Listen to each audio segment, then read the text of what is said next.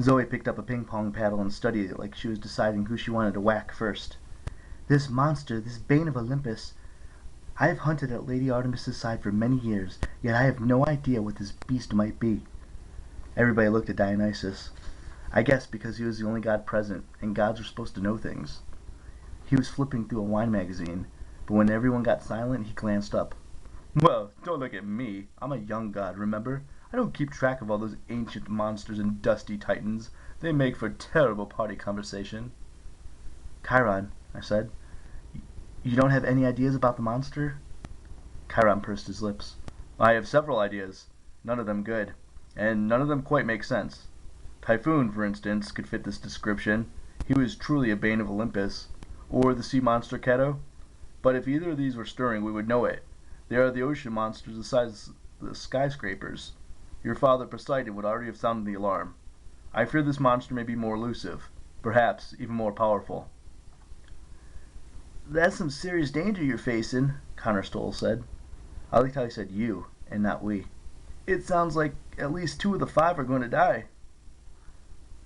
One shall be lost in a land without rain, Beckendorf said. If I were you, I'd stay out of the desert. There was a muttering of agreement. And the Titan's curse one must withstand, Selena said. What could that mean? I saw Chiron and Zoe exchange a nervous look, but whatever they were thinking, they didn't share. One shall perish by a parent's hand, Grover said in between bits of cheese whiz and ping pong balls. How is that possible? Whose parent would kill them? There was a heavy silence around the table.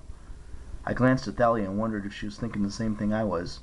Years ago, Chiron had a prophecy about the next child of the Big Three, Zeus, Poseidon, or Hades, who turned 16. Supposedly, that kid would make a decision that would save or destroy the gods forever. Because of that, the Big Three had taken an oath after World War II not to have any more kids. But Thalia and I had been born anyway, and now we were both getting close to 16. I remembered a conversation I had last year with Annabeth. I'd asked her, if I was so potentially dangerous, why didn't the gods just kill me? Some of the gods would like to kill you, she had said, but they're afraid of offending Poseidon. Couldn't an Olympian parent turn against his half-blood child? Would it sometimes be easier just to let them die? If there were any half-bloods who needed to worry about that, it was Thalia and me. I wondered if maybe I should have sent Poseidon that she-shell pattern tie for Father's Day after all. There will be deaths, Chiron decided. That much we know. Oh, goody, Dionysus said. Everyone looked at him. He glanced up innocently from his pages of Wine Connoisseur magazine. Ah, Point Noir, making a comeback. Don't mind me. Percy's right, Selena Beauregard said. 2 campers should go. Oh, I see, Zoe said sarcastically. And I suppose you wish to volunteer. Selena blushed. I'm not going anywhere with the hunters. Don't look at me. A daughter of Aphrodite does not wish to be looked at, Zoe scoffed. What would thy mother say? Selena Glenn started to get out of her chair, but the Stroll brothers pulled her back. Stop it, Beckendorf said. He was a big guy with a bigger voice. He didn't talk much, but when he did, people tended to listen. Let's start with the hunters. Which 3 of you will go? Zoe stood. I shall go, of course. I will take Phoebe. She's our best tracker. The big girl who looks like she wants to hit people on the head? Travis Stoll said cautiously. Zoe nodded. The one who put arrows in my helmet? Connor added. Yes, Zoe snapped. Why? Nothing, Travis said. Just that we gave a t-shirt for her camp at the store. He held up a big silver t-shirt that said, Artemis the Moon Goddess, Fall Hunting Tour 2002, with a huge list of national parks and stuff underneath. It's a collector's item. She was admiring it.